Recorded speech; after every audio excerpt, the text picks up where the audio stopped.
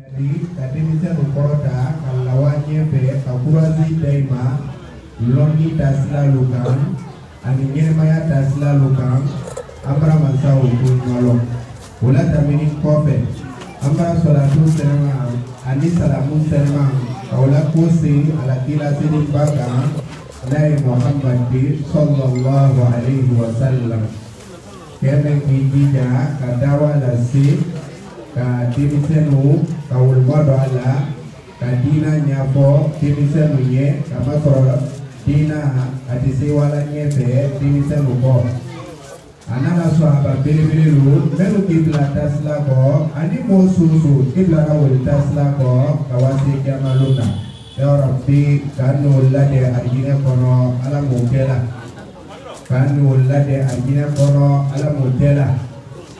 kula tamini ko fe anna program ambena kontina kam biillahi ta'ala ko emme yambulo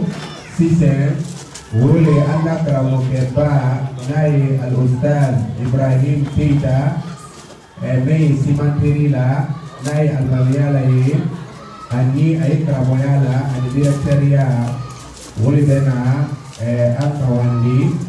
ala maudu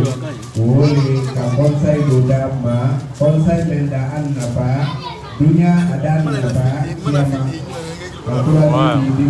bukan naik kasar dia nikubela deni amra mansati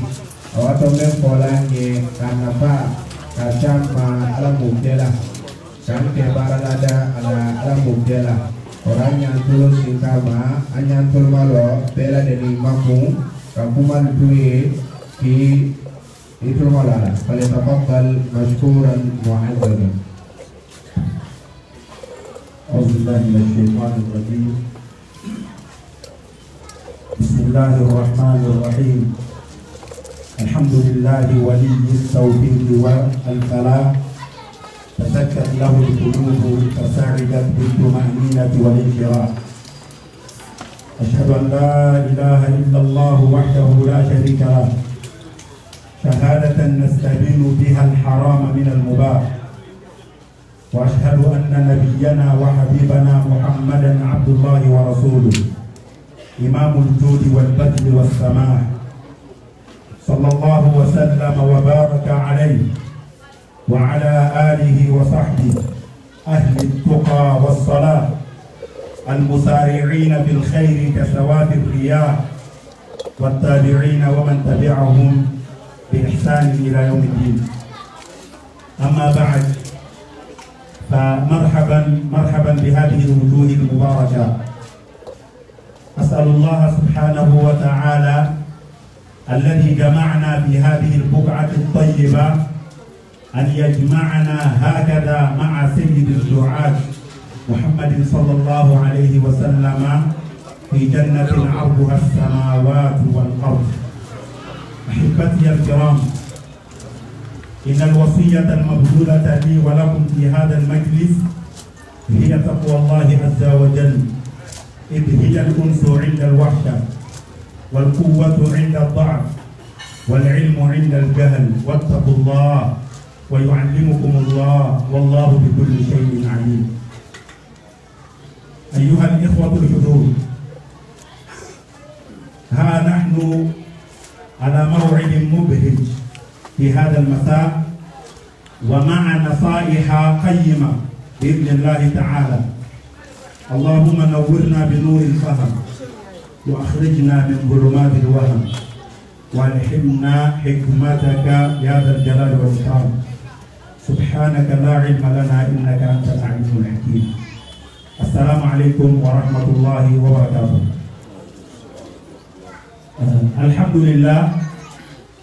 أن يعرف فلا تعالى تندو كبرك بلالني تعالى كنمالون masa menamnema kashia adamadi nanya polima aku corona kono wa ma bikum min ni'matin fa min Allah. Aku nema susi ay bulu pinti ay bulu dia kono ka be farani ala dela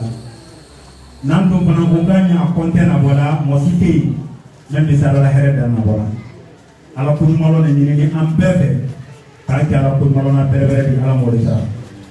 amra siriya punya buluma ala kelen ne bato mansa di filanan tɛ ala la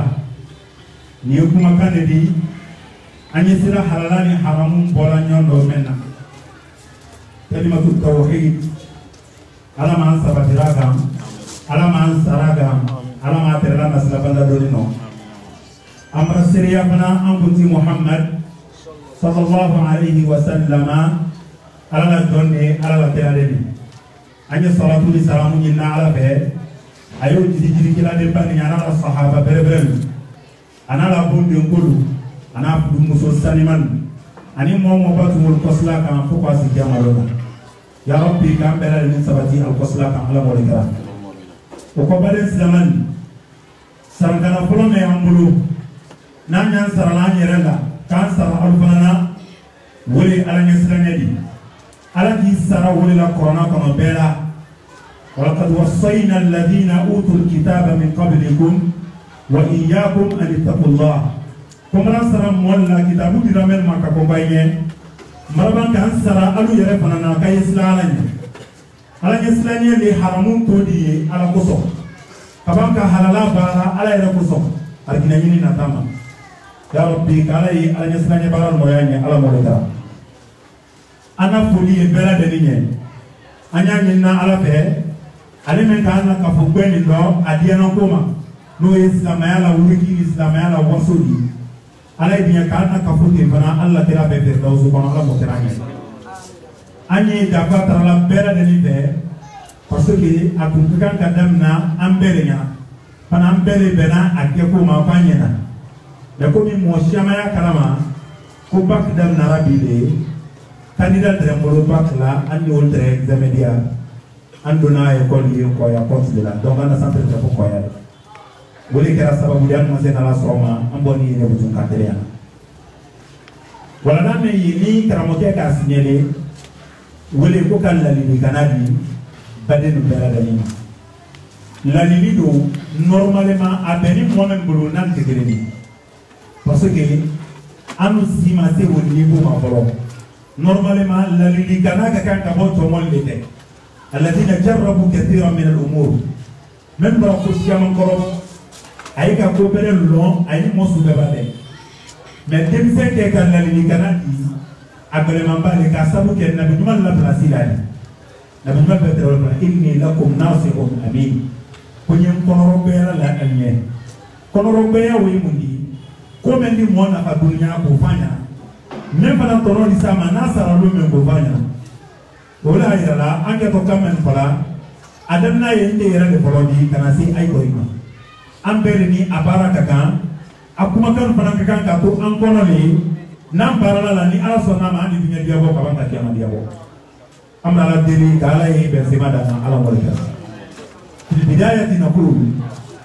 man kana minna muhsinan aw muqassiran falyuhsin bil khitam fa inna al a'mala bil khawatim kama qala sallallahu alayhi wa sallam ni momen ki yɛrɛ lɔn an dɔ yan k'a fɔ k'i silamɛ kan parce que terme dɔli arabukan dɔ silamɛya diinɛ nana employé an na arabukan fɔdiya o dɔ ye lafzatul ihsan n'a fɔra ko al ihsan ɲali lo di bil ma'na al am i ye fɛn ta k'a di mɔgɔ ma ban i b'a kɛ baara min kɛra i y'a kɛ ɲa bɛɛ ban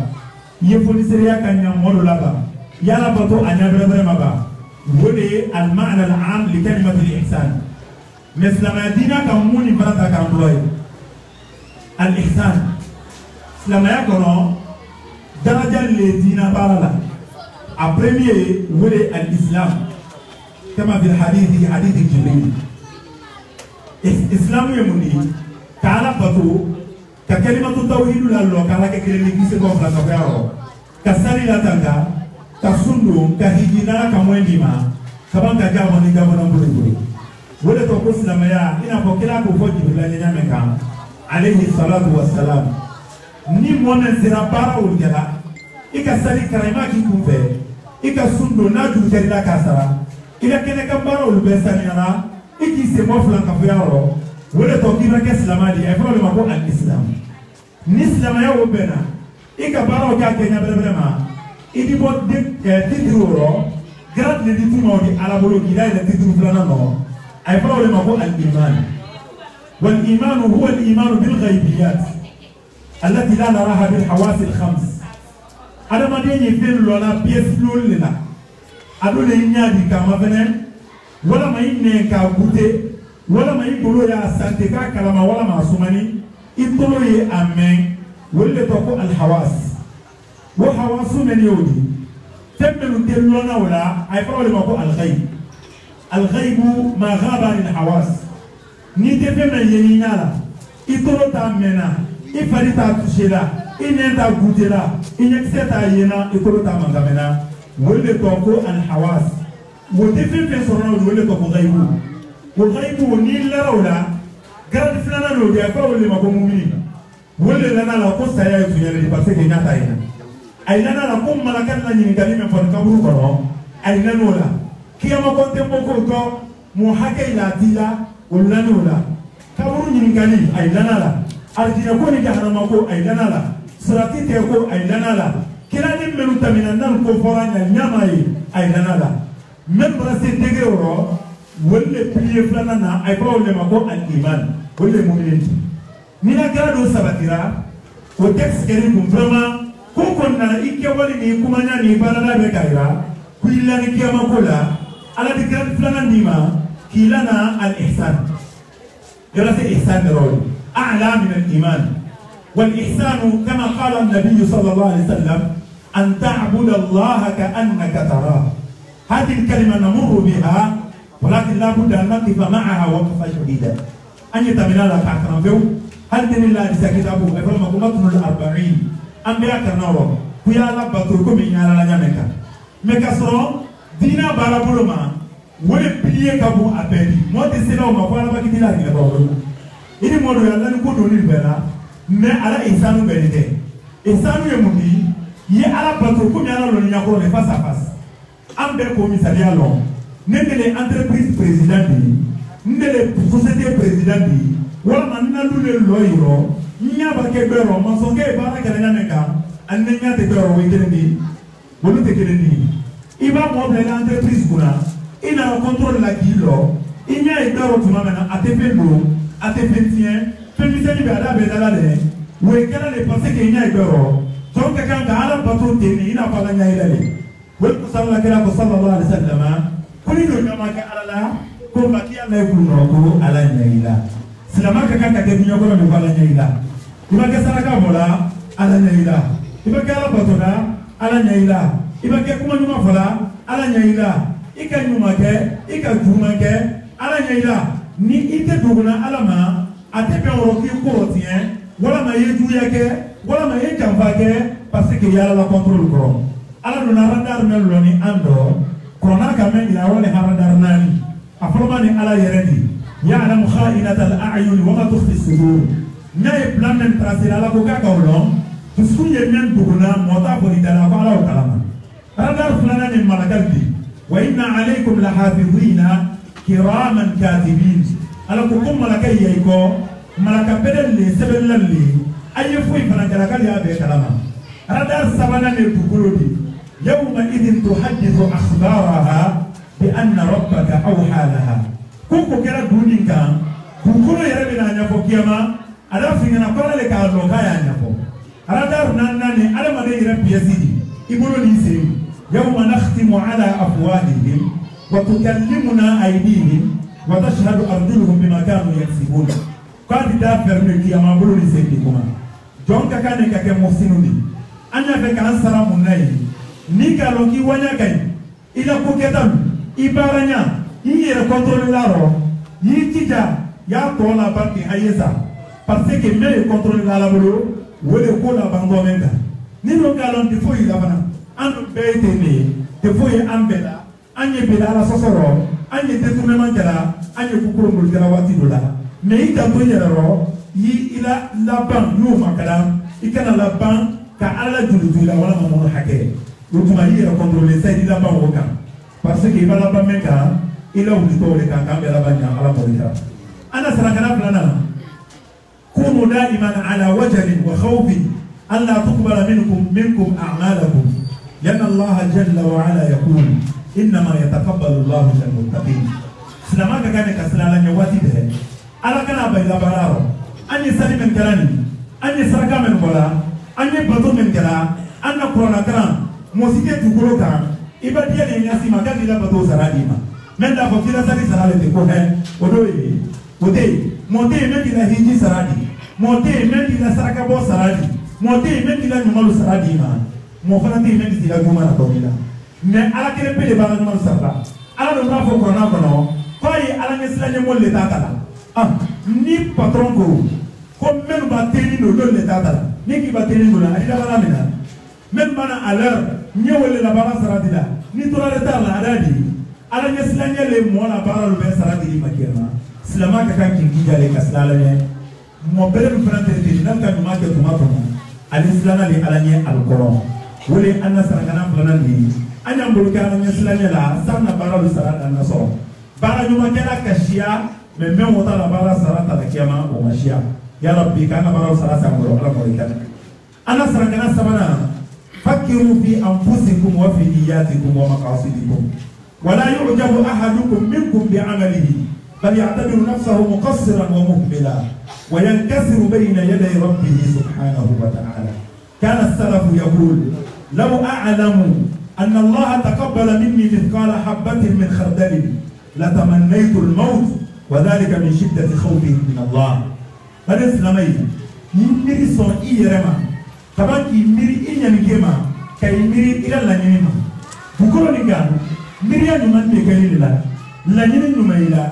توكورو أستي توبون كل دبينيبا ولا ما مولا تامولي ولا ما مولا كماسيما ولا دبيني يبا ولا ما يكون يكوكو كلا يا لساس لما يندي كمبرتا. Saya di ala bato anya bela-bela. Donc kanga hani ko gola ila nyani ke karatinya. Mo shema bale ke abana no makala. Ala nyani ke sababu ya ditor. Allah kira sallallahu alaihi wasallam akaburu sahaba lullahi hadi kerenga. Ko jahannama dinne ka sale kafiru kan dalfa. Adiri fira ay wara jahannama le bana wotuni. Ka sabu ke nyani ke latinya ndi. Selama ka kan ki da to nyani giro. Hal Qur'an karam ya nyani ke kana ke to nyini ma. Parce que ni ka ke to nyini ma ala ko hadith kursi la ana aghna shuraka an shirk akun ne momo nani moni de pendola pay plata lete ay sabata lete ko de ala le kare no bebi iban ni mona de pembina nda to ti bulu ila corona karam ila kawandili ila mola sali ila sarakabo ila baro nyumake na karam molla nyakoro koso wala molla tamboli koso ila bonoli arodi wala koso monuma men tamina anyefe wala tra folali ayna ala ngeslanye bakoso kunende kalon lulu mithqala dharra ina fo yaya le kise wala ma fo ni kise nyo ale la bara numaro kuna le kate kaso kala la fo ni kise nyo kele peminala pala na takate sa wolo ngoro sakala ni mu berra te du parce que ni la bara ke sira na bolo bolo si akoro o ko le kibe kisikiyama jona bara ba sa la bolo ala ya la mo la le yona na so de na bugala ngamenga bolo salama ke kan men ko sibake wole inyani keti yera yera tonini monna tamloli yima bo ala kusobe amma mobe bara nyuma kala ne moli amma tola ay kala kila jini kawma sallallahu alaihi wasallam ko mola kiti yedi ya'malu al-amala min li ajli al-akhirah wa yahmaduhu an-nas alayhi aw kama qala sallallahu alaihi wasallam mobe bara nyuma kala ale akala dina kolila akala sanadi da fama me o bela ta moli amma tola beno keme kai anyon police de anyon kurana karate e ko ni la bali ala sanni kai moli amma tola ka kila ko sallallahu alaihi wasallam tilka ajil bushra almu'min akolla sawali me mu'mini ya kiyama kala kalian na nyawdi ni le la ni tewdi mon ma foi faki mato ala kalolo ri kadima kanyan kin ne sanya ala moleka salama bebe ni jita ni nyan ke porosi seda baral tanawa jiwela ayyuha al-hudur al-kiram تعلمون جميعا أننا نعيش في ظل وضعف وإني أرى أن أمتنا الآن هي التي جرأت خصومنا على إهانتنا ولو عرفوا فينا حمية تقف أمام هذا الزور والبهتان لما اجترأوا على ذلك فلنرجع إلى أحضان ربنا إذا أردنا أن ينصرنا الله إن الله تعالى قال ولقد سبقت كلمتنا لعبادنا المرسلين إنهم لمنصورون وإن جندنا لهم الغالبون فلا ننهزم في وسط المعركة إلا إذا اختل شرط الجندية كما حدث في غزوة أحد. بني سلامي أنيا كلامها وسلما من يدخل كبي أن يدويا من رو أن الله فيها دنيا فامبي إيروب كلندري هل لجنة جمانا نقولها إبي ما سيدي كودي سلامي كابونيا مكا كي يربلا سلامي ديسبويسونو إتى كونيا سورونا بوتو يدويا من سورونا أن الله فيها لي أنودي كاملو نقول كروسي بلوما أني سبب كلام بلوما تولي يدويا من لالانكا تولي الله فيها لي من لالانكا موسي نوتا ديفاندر كاني andere de ka tutu sulate anna fiala ani ka andoya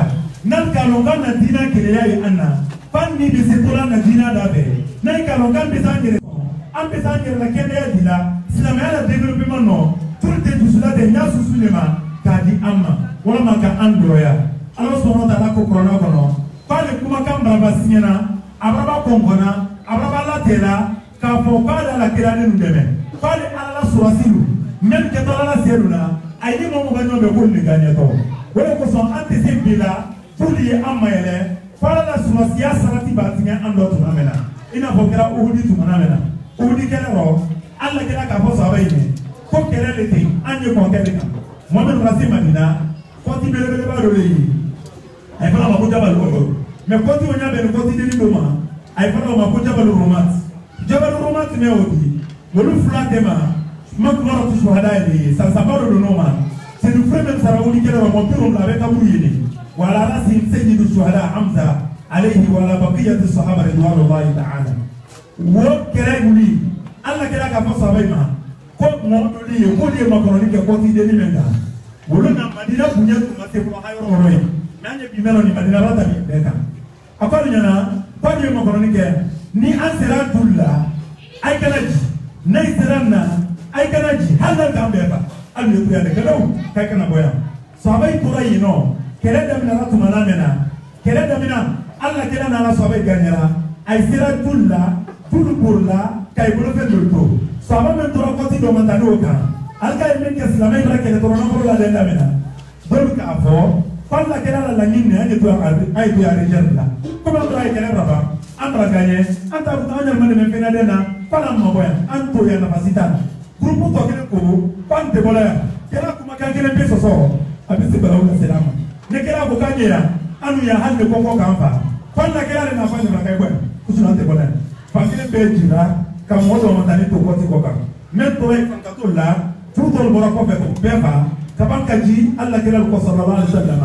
ka wa flama to mentre de ka ko yi ay kay be kasi fo ka Allah kela ku so ka ban ka dala jin kadi fo ti bilaka mankan bo ko kila rasa kela na dona wole la wolo makana ni ko be musokoroba dona la fani fi bolo terra ka fasa bete kela makana dia ka ti wala ka kela bako ko kela kela meno so abe ka sarati tiye sarati grande alla kela ko makana kela ka touché so anye bukulu ka yoro meno ni alla kela ko makana tiye ambulo kela la sharia touché ambulo kamba akuna ka ke ko fitini ndi ka doya fo doya manta ka fuli c'est normal la watila ka samay wala ka frike loko aki ka fa ustumdela to ya la tanka wote mansakere di fakaya la moya nye ala so sin prakani me afome kera anye ko kera la manto na ko ako ke o ne ko meni ko di la ko aradu anye pulu di bala kana falua fannan ko kan di poti boy kan di sabore yeme kera wero ko ne bisal la beta mo si te jusula de islamay ma abadan parce que islamay fanka kabu ay garantini ay prakani malaka ya ibe alla de meni ya ibe mais Allah kira kuma kan touché engrais islamayaro ante sunna fe kamé anta fe ka kira ko islamé wala pasi kala bi wala baraka sababu di kan doya kan nafira anya sala bera anya sunna la sabati ma tere folo jameka jamana men sunna mo doya la tere ay be ka panga sorani wala ko som madina si jamina sahabai ay tu mashaba kere mais tu be tere sala yeye ante se nyefela sona abadan fanyam ko sebi kala kira ko sala sallallahu alaihi wasallam أنا سرقنا أمامنا وهذا يخص الشباب أكثر نحتاج الآن إلى يقظة علمية ولا تكفي هذه الصحوة العاطفية التي نشهدها اليوم وأن تقال الأمة بطريق العلماء بالإسلامي أما كوي بكران كيسكسل كران فلوكلو كي نكون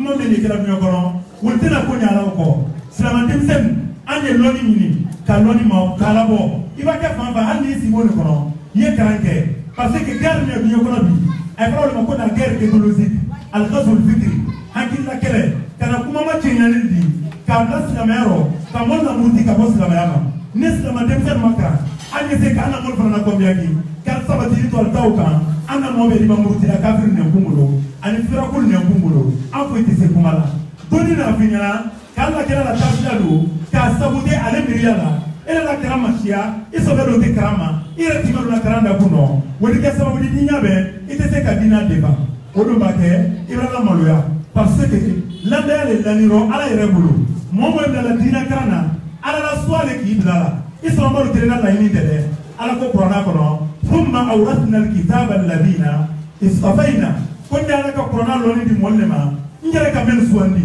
ni kire ye qur'ana karana ye dina karana ya nyeela ala le ka bulu la mo milliard tema ka fo ko men na dina karana mais islam ya karana ka me bla d'accord ibla ko fa d'accord ibina nyini kala makiyama itena sele yere defana abadan ni ma karan ki seke université ko la no ya la dina ko ya deba ke diplômé di magistère rachia doctorat rachia mais dina de tien lonité ya ba o be ko fe même si c'est ka dina defa même si c'est ka dina makana fanye karani ke bimin no anye se ka fira kulasi chia mo ibrahim sana khawari tu le nala aso be do nala ayi tangere ne fana be qur'ana le kana ambe hadisa le kana ayi da lu kala wala bi ka dina le tiya chia mo ko ka bo ka sirki to da hanama ko ni tay da lu bukhari ne ko anna kitabu fulana no li qur'ana ko be qala kala ko sallallahu alaihi wasallam ko ne mo ne ka ko fatima bid'atu minni man aghdabaha faqad aghdabani wa man aghdabani faqad aghdaba Allah wa man aghdaba Allah fa huwa bin nar ko alla kala ko fatuma yen so wole ndene mo me bala mo ne kiran na mo ne mo me ban na mo ne ira na mo ne me bala na mo ne ko ita na ko no ko alla kala sa me kala ko fatuma na ko ka fa ke dama ko ba ka sirki maso ko fatuma mo ne ra ko alla kala ba mo ne ala ba mo ne ko ba ka ita na ko no ay hadisa me fara ay bukhari le ko no ele no bukhari kan de di ele ka mo ke ka jibi ay bayina ka fo ko alla kala ele ka fa ba ka sirki nya ko nahnu ma'ashira al-anbiya la nura أن بالملكة لا تلان أن بالملكة لا تلان المصدى أن بالملكة فين بيتاي كلا بانك لله كاتب فانسيس لما إنما ورثنا العلم فمن أخذه أخذ بحق وافر أو كما قال صلى الله عليه وسلم كان كلوني نتوكيال نمونا كلوني تا إبراهيم كيتا ميكا فكانا نمبر لتلا بانت كلاتي أبا كسركي ما يشارع مني أكال لك لا سرعن كنالي دفا وشيما بالي نو أينا لمن كلا كأني لمني أن كتابو كورانارو كوراناني حديثارو منام مكرانك أني توفولا أني بانكابي أني ركا وشيما بالي تاتيكو بلا كورانارو كانا ودولي نافو كابوكو اتخذت بيتا في قصة العنكبوت بومبيرو دوماني ولا كوكو لتالو تالو بالا بوندي تالو تالو بالا يا ربنا كو مذكروا لي ميكو فيلورانا بعده مؤنثا اتخذت كو إكرام لدي كوراناكونو mais loni men naraw de bubu ka shabale lon dal kay dal lu ko woni ka ko tan ba am musomani bon lo la fa ke mata kala ko ka shia science ba men de bubu ani wati men nani mais to kalama nam ni matra ke kana dina bo ودي ولا نسمع وفي الختام نحتاج كذلك إلى وعي مركز وقوي ونشط للواقع ومعرفة الأعداء وغزوهم وخططهم وكل ما يحاولون وعليه فيجب أن تتضافر الجهود في مقاومة الغزوات الفكرية أما كوي بالسيفيليزاسيون لا أن يكونوا كأن يعلقا كأن كل فنان لون كلا بلان لون كلا دبري لون برنامج من يالبلو كاوبلون سان بيسكا كده وبتني كوالا أم يرى من يسلم يارو أم يكيكا كم فنجال لانيوكا ندي سكمالا ندي سكرانكلا دون دي سودي بولا دون دي ستامانكلا دون دي سافانكلا بارالا أنا نايفور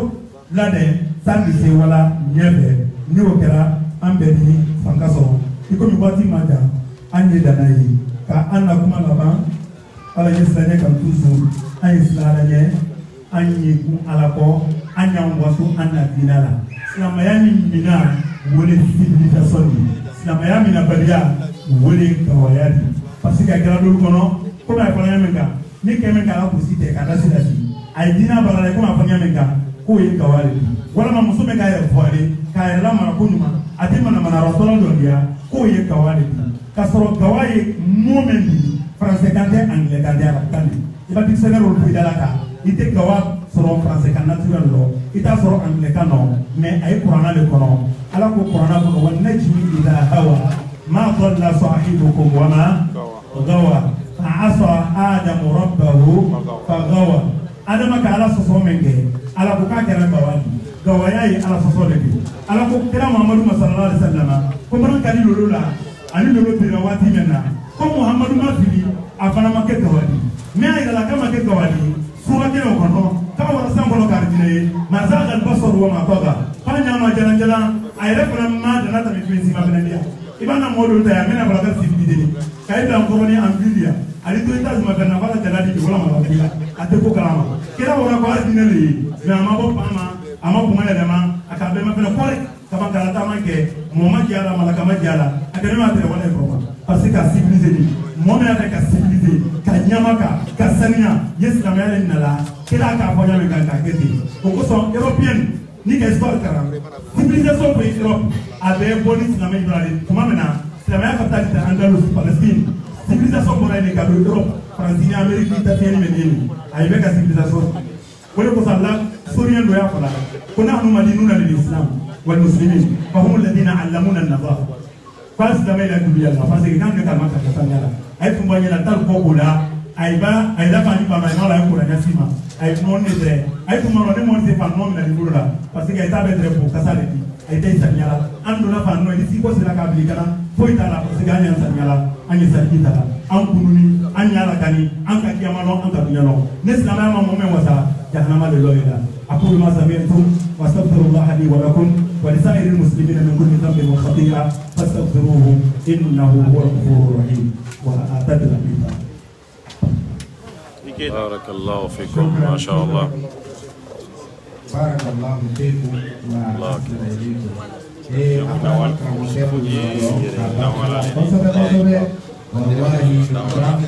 Ma sha Allah. Ada sira poenduma poewo amma ko bali wala antele meno wole yakwa ilmiya wole ane kuni kakranke demisenu anyangi ya karama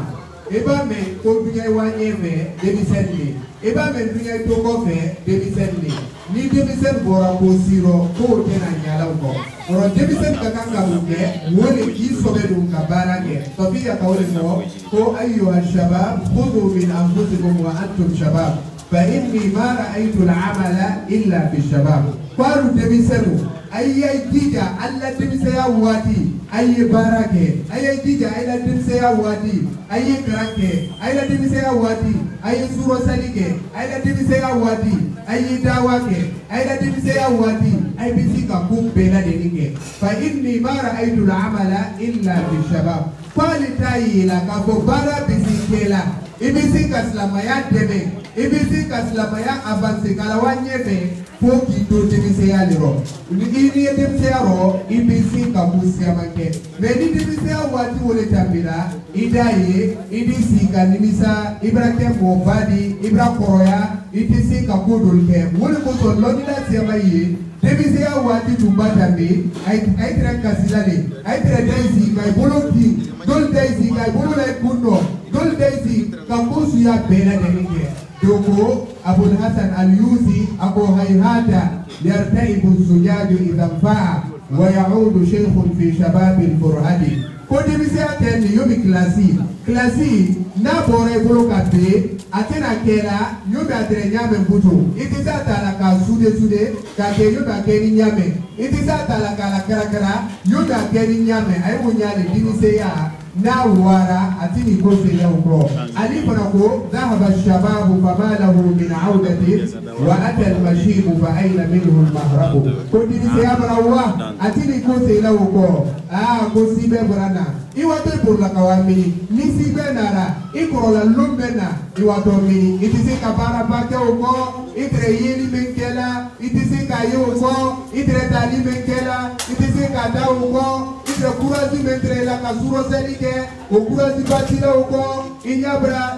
lamfuya isentisi wala erojano butu itisi bana hari fule mukuna uya soro koroya brana finke kawle ko wala lofero awara soro ayi malu frila lofero ayi samaran frila ayi fin be frila ako ala leita wa hal yanfa'u shay'an leitu leita shababan bu'a fasharaitu ako ko emila nada tina munafake ko letera natala demise ya trefre lofero yobi famu ifri la nyame demise ya trefre lofero yobi samara ifri la nyame demise ya trefre lofero yobi malo ifri la nyame pempela deni ifri la nyame lofero demise ya fana trefre unyaka kwale demise ya za wole koso hatimul asom akabo ku fitnani nu mosiba fitnani o valero fomo nani ay fitnani oro kenea mosima kende valer lo ko jamgaru tolu wol ka kende valer lo ora ayko asihatu tajun ala ruusil asiha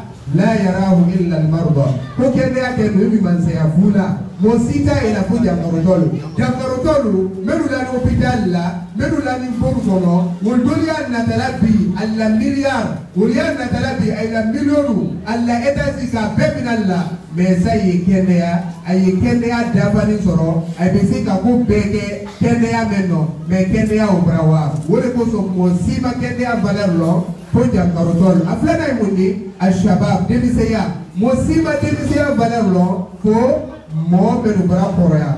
koroya wolka demiseya valerlo demiseya oro yijija ila demiseya wati ibisika karanke mukuso anti karanke la bi garbi do gabo ko ni ma farafina long ay ka diga ko farafina imundi agogo Afrika dawlatun toladiya ko sabale farafina ni ma farafina long ko sabagoro ni farafina ajona alfaqru wala fatayadi ni fataya nyinina igarawa nyini tubabu jamana ro ni fataya nyinina igarawa nyini arabu jamana ro ni fataya nyinina yina farafina ili fataya soro Europe bela de no buru koro kerema Europe bela de no fatande kazia aflana wole aljahl wole krambaliali kufra fi kirankela dogo idha aradta an tukhfiya shay'an ala al-ifriqi faj'alhu bayna daffatay kitabi kuni yafe koga fendo la turu frafimba na yefeu ila fin garantinine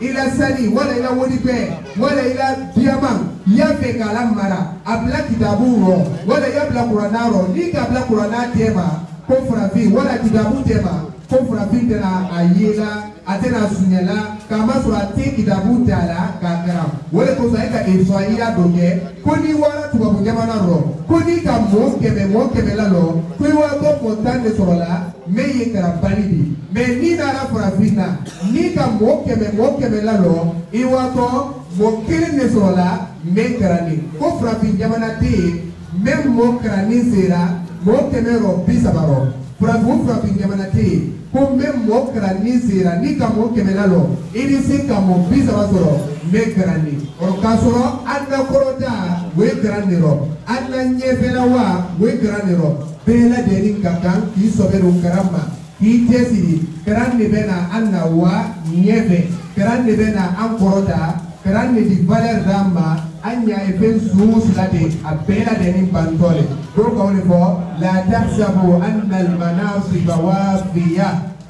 لا تحسبوا أن المناصب باقية أو أنها يوما ستبقى وافية فكذا كيكونوا فاي بلاسيد بامنو لبي أي منزيا منو لا أي بلاسيد نفروتيا منو أي بلاسيد سوسلا فكذا كيكونوا كابنا تو أبلا دني بانتول اللودورو كي بويلا منزيا رو كي بويلا كراموبايا رو كي بويلا نفروتيا رو كي بويلا سرامايا رو كي بويلا فانكارو kawai bila dika kono hininga ikabara menge oronia beta morota sororo yi jala karandema koni kono bali anyina koyena profina wole aflana dal jahal kwa sabana wole ambaya wal fasad wole mablalidi aditiyeli dini no ibara na farafina ini deni mi e ma blani ka soro bi tuba ko jamana ro dem basi sa woro blaro wala si dem basi sa tanro na mala do karanda ay duwa famila wala kawana mina ka nyiriga mukuso amala do karanda wala koso program do branda ibolo we mundi atalimul majani ka karanke kadoro ini si ka karanke ka dam na isoro ma haka wase ila doktora ma wala ila professoria ida sala me bata lombena ka bara dam na bankla wala ka bara dam na societe doro ika karam beruke ni treta sala aida bede undoni doni di to sala idan bibi kubabu jamana siamano karante sala saka karanda jense bela deni karange iba be development karande momenu ka avion nabe momenu ka ordinateur labe momenu ka telephone nabe abela deni nabe na karande ro wala ko so lobila ro ka bo ikra bismi rabbika alladhi khalaq ko ala ka bo kila ni ko karange ka banka ala ko besi direct way mundi wole adamadin bakke karan susu kela ya dam na dina karamba wala ko ka bismi rabbika bo e bakke karan susu kela yi ala long karange folo ya ni ya dam na français karamba wala ya dam na anglais karamba yi ala long folo yi qur'ana long yalla kila long yi ku bela deni long wala ko so adam nara ikra bismi rabbika alladhi khalaq ikra fulana ikra wa rabbukal akram yikranke liga karanke we bunya karanne di ibaka